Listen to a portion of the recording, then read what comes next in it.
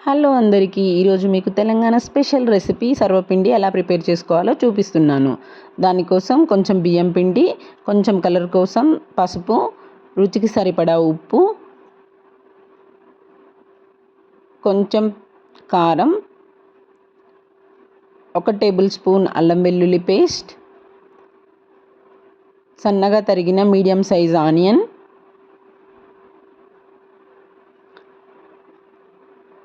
Cut చేసి పెట్టుకున్న కరివేపాకు, కొత్తిమీర, వేయించి పొట్టు తీసిన పల్లీలు, నువ్వులు, హాఫ్ అన్ అవర్ ముందు నానబెట్టుకున్న శనగపప్పు. ఇవన్నీ బాగా కలపాలి. కొంచెం వాటర్ యాడ్ చేసుకుంటూ పిండి కన్సిస్టెన్సీ చపాతీ పిండి కంటే కొంచెం మెత్తగా ఉండేలా చూసుకోవాలి.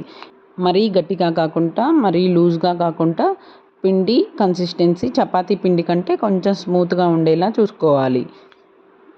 ఇప్పుడు ఇలా కలిపిన పిండిని చిన్న ముద్దగా తీసుకొని ఫస్ట్ ఒక బాండీకి ఆయిల్ అప్లై చేసుకొని ఈ చిన్న ముద్దని ఇలా బాండీకి మొత్తం స్ప్రెడ్ చేసుకోవాలి.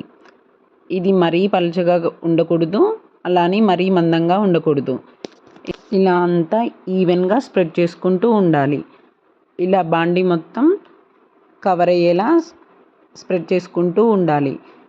ఇలా మొత్తం ఈవెన్గా స్ప్రెడ్ చేసుకున్నాక హోల్స్ పెట్టుకోవాలి. ఇప్పుడు కొంచెం పైనుండి కొంచెం ఆయిల్ వేసి మొత్తం ఈవెన్గా స్ప్రెడ్ చేసుకోవాలి. ఇప్పుడు ఇది 10 మినిట్స్ పాటు సిమ్లోనే ఉంచి ఉడకనివ్వాలి. తర్వాత ఇది బాండీ నుండి ఇలా సపరేట్ అవుతుంది.